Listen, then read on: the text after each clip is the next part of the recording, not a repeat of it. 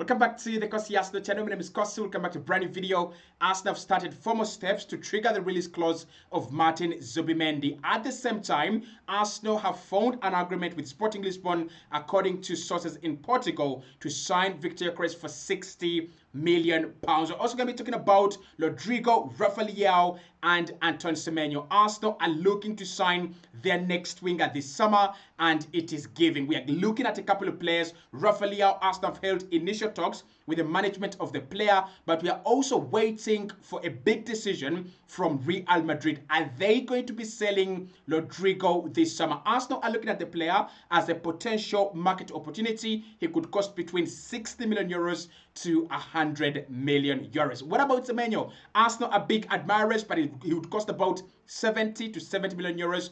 Bournemouth are willing to sell. Who's going to be our next signing as a winger? Who's going to be our next signing after Martin Zubimendi? We are going to find out in this video. Hit the like button, subscribe to the channel as well. Let's get into it. So Fabrizio Romano has confirmed that Arsenal have now started formal steps in order to trigger the release clause of Martin Zubimendi. An agreement is already in place with the player and the club. Arsenal are now working to trigger the release clause of the player. It is 60 million euros, and Arsenal are not going to be paying it at once. It's going to be paid in installments. Arsenal have an agreement with the player and Real Sociedad that we can pay that money in installments in kind of what you'd call a contract amortization deal, where you have payments running across the contract of the player. And I think that's why Arsenal was so confident that we would get the deal done. I think Arsenal will pay a little bit more. This has not been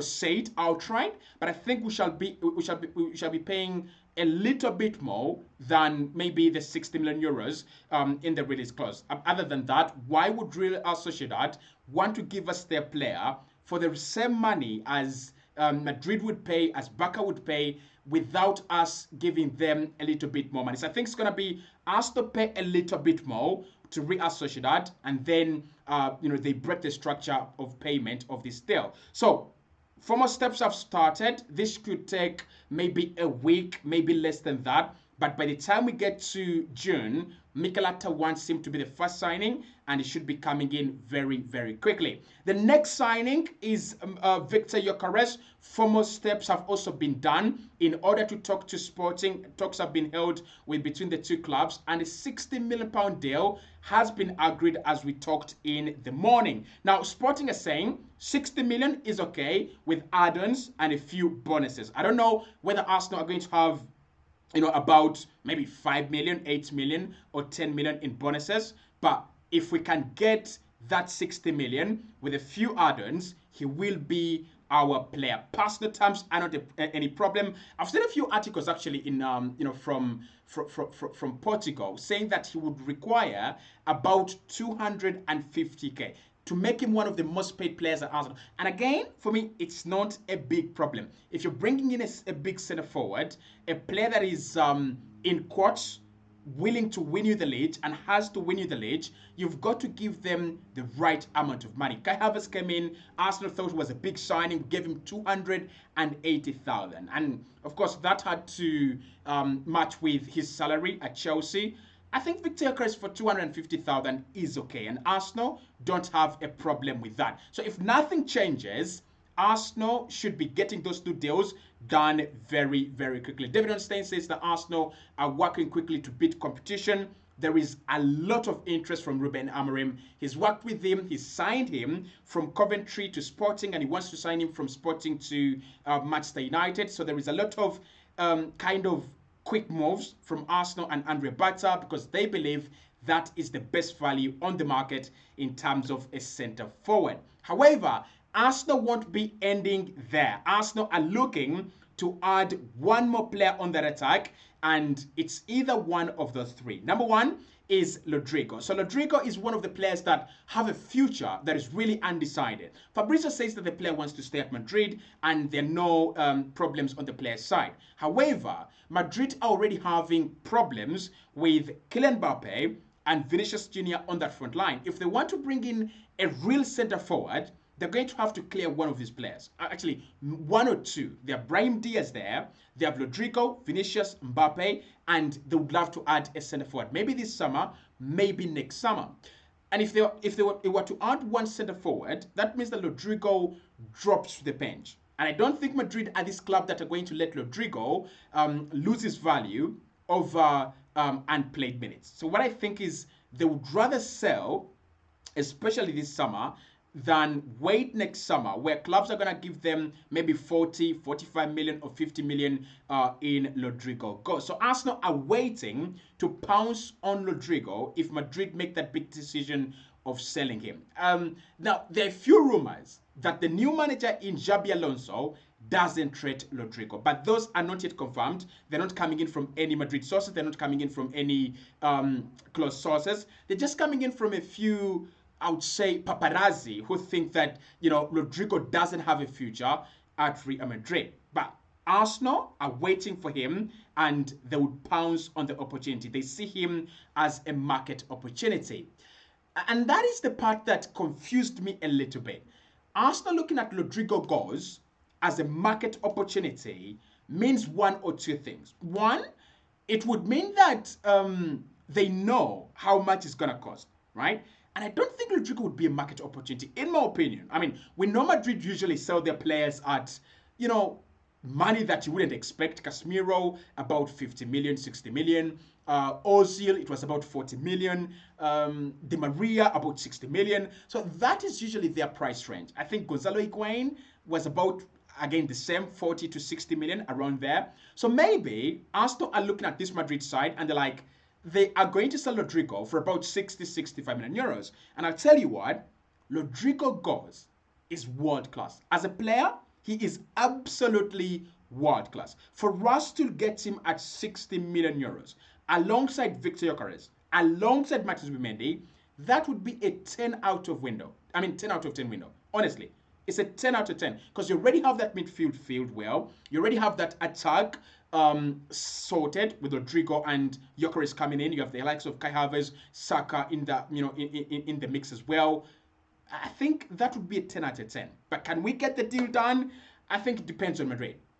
I think it depends on the player. I think it depends on Xabi Alonso. If he comes in and he doesn't want to give him any chances, like Carlo Ancelotti told Martin Odegaard, I'm not going to give you any chances. You're not going to be you're not going to be part of my team. Then 100%, we'll get Rodrygo goes. We can negotiate a deal. But I think the player loves Madrid so much. I've read his story. I've looked at his story from Brazil to Real Madrid. He rejected Barcelona. He rejected big clubs in order for him to wait patiently for Real Madrid. His father loves Madrid. His family breathes Madrid. I don't know how we get Rodrygo goes, but things happen. Like I said, Ozil, Di Maria, Khedira, all these players have been diehards of Real Madrid, and it reached a time when the big giant has to cough them up and then sign new players. So, can we afford them? I think we can. I mean, it's going to depend on player sales, honestly. That's the truth. You're not going to sign Rodrygo goes for 40 million, 50 million. It's going to depend on player sales. And this is one where I'm like, if we are going for Rodrygo, Trossard, Gabriel Martinelli, bye-bye. I could even give them Ranieri. Bye-bye. You can see you later. Let's get Rodrygo goes alongside Saka, alongside Viktor Gyokeres. That is new attacking identity. That is a new team with new ambitions. However, Arsenal are not looking at Rodrygo goes only. We are big admirers of Semenyo. This is from Sky Sports as well. Very big admirers. And it's going to cost about 75 million euros. Where is this world going? 75 million for Antoine Semenyo. Wow. English Premier League proven. We know that Mikel Arteta likes that. He's also very versatile, and Bournemouth are willing to sell. But I think, this is what I want to say. With Antoine Semenyo, I think it's a deal that Arsenal would do later on in the summer. You know, this kind of deal, I don't know if we've done it before. I think we've done this kind of deals under Arsene Wenger, right? You remember the Mikel Arteta deal, for example. Arsenal had other plans, right? And we did get those plans, completed. We didn't sign the players we wanted. And towards the end of the window, we said, let's go and get Mikel Arteta. And Mikel Arteta turned out to be a legend at Arsenal. So I think Antoine Semenyo is in that bracket. Arsenal like him. They appreciate his talent. They appreciate his efforts. But they have so many players ahead of him. Nico Williams is ahead of him, rightly so. Rafael Leao is ahead of him, rightly so. Rodrygo goes is ahead of him, and rightly so. And Ademola Lookman is also ahead of him, and rightly so as well. But for 75 million euros, that price has to come down significantly, massively, humbly before we get into negotiations with Bournemouth. 75 million euros is a little bit too much. It's a little bit crazy. And it's crazy at a time when wingers are really available. I mean, no disrespect to Bournemouth, but if I wanted Brand Mbeumo, I would have to spend about 60 million or about 55 million to get Brand Mbeumo. And Brand Mbeumo really scores goals. When you talk about wingers that score goals and impact games and have impact, right? He really, really scores goals. You think about Nico Williams, explosive and quick. You think about players like Jamie Gittens, 42 million, young, explosive, coachable. You can make him into what you want. And then you have players like Rafael Leao at that level. I think 75 million should give you a player that is world class, especially on the wings, right? I think 75 million gives you Rafael Leao. I think 75 million gives you Rodrygo. I think 75 million should give you players that are, distinct. Players like Anthony Gordon. I don't think that Antoine Semenyo is in that bracket. Well enough, he's had a very good season. Well enough, he's a talented player. Well enough, he's English Premier League proven. But that doesn't make his price skyrocket to 75 million euros. But Arsenal are big admirers on this one. And it's one of those deals that can slowly crawl around. Arsenal work on their other deals. And then we can inform Bournemouth that we want to sign the player at the end of June. And by the time we get into the first week of July or the second week of July, a deal can progress. And the third one is Rafael Leao. Arsenal are keeping close tabs on this one, and talks have been held. The difference between Rafael Leao and any of these deals is that Arsenal have approached 3 wingers only this summer. Number 1 has been Rafael Leao, and we've talked to the management. Number 2 is Nico Williams, and number 3 is Jamie Gittens. Those are the 3 wingers Arsenal have approached and have held talks with their management. The rest of them, we like them, we appreciate them, but we have not really had in-depth discussions. We have not really had massive talks around them. So with Rafael Leao, it's one that is going to have to wait. It's a deal that would have to wait maybe July, maybe even August, honestly. I know Milan sell, right?